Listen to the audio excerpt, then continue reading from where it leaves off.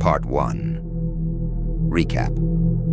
On July 16th, 1945, at 5:29 a.m. at the Alamogordo Bombing Range, the first ever nuclear detonation, known as Trinity, was conducted. Officially, we were told it was merely a test of the atomic bomb, a weapon meant to end the war. However, a man known only by the initials WB, who worked closely with a scientist at Los Alamos identified as KG, has recounted that this blast was intended to destroy something far more sinister. Back in March 1945, 3 men were sent to scout the Alamogordo Range as a potential test site. During this mission, something mysterious and horrific happened, resulting in the deaths of 2 men, Miller and Jones. WB and KG were summoned to examine the scene and the bodies, which lay next to a strange wooden box inscribed with the Roman numerals DCLXVI and some symbols resembling Sumerian script. A makeshift hangar, designated as DCL-16, was hastily constructed to contain the bodies and the ominous box.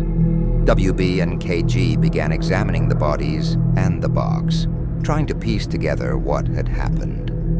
One morning, WB entered the hangar, only to find the bodies missing. He and 2 soldiers managed to track footprints leading toward the McDonald Ranch house, while KG followed another set heading into the nearby mountains. Part 2. When WB and the soldiers arrived at the ranch house, they searched the entire area but found nothing. The footprints mysteriously stopped at the steps leading into the house, though nothing was found inside. They spent the day driving around, but their efforts yielded no clues.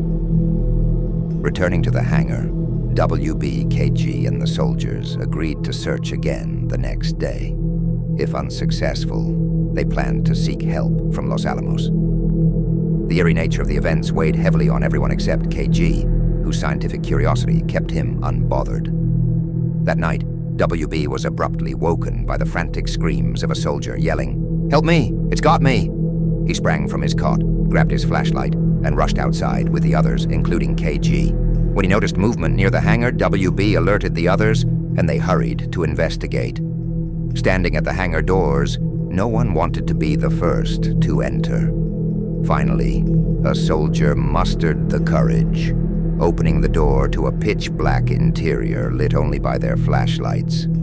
Inside, they cautiously made their way toward a wall constructed to shield the bodies and the box from view. As they neared it, the lead soldier peeked around the corner, then motioned for the others to look. To their shock, they saw the bodies of Miller, Jones, and now the soldier who had cried for help, lying on the ground in the same unsettling condition. Stranger still, the once sealed wooden box was now open, though it had no visible lid or means of opening. KG inspected it with his flashlight, confirming it was empty. Suddenly, their flashlights flickered out, leaving them in total darkness. They heard muffled noises, like someone struggling to speak. Panicked, WB and the soldiers attempted to escape, stumbling through the blackness until they finally found the door and escaped. UB waited outside, pressing his shoulder against the door, hoping KG would appear. But he never did. Fearing for their lives, they decided to barricade the hangar door with a truck and headed back to Los Alamos for help.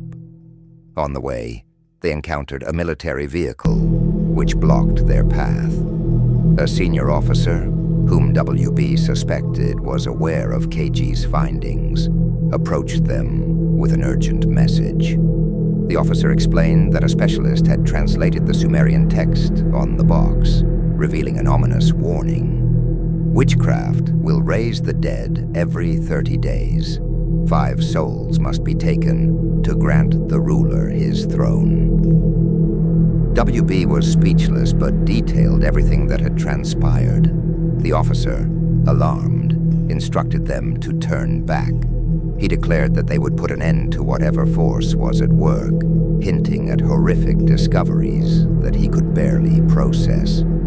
He then ordered WB's team to return to Los Alamos, gather more men, and bring enough fencing and materials to secure the hangar completely. When they returned to the hangar, everything was eerily undisturbed.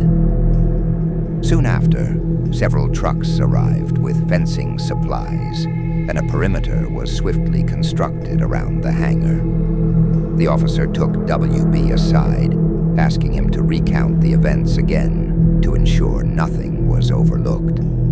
WB noticed tears in the officer's eyes when he mentioned what had happened to KG. Determined to contain the unknown threat, the officer revealed a plan to accelerate the atomic test.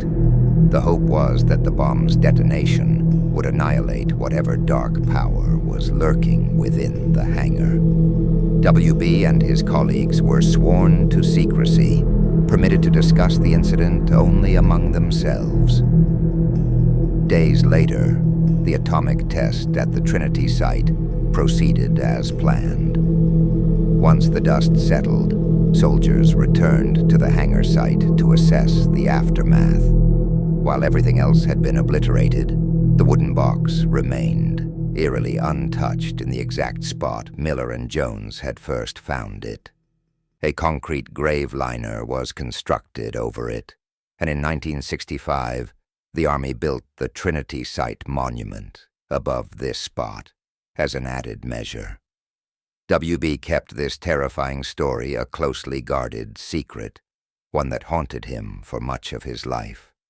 Only now, before his passing, has he shared it with his family, knowing few would believe the horrors he witnessed, but hoping his story would live on.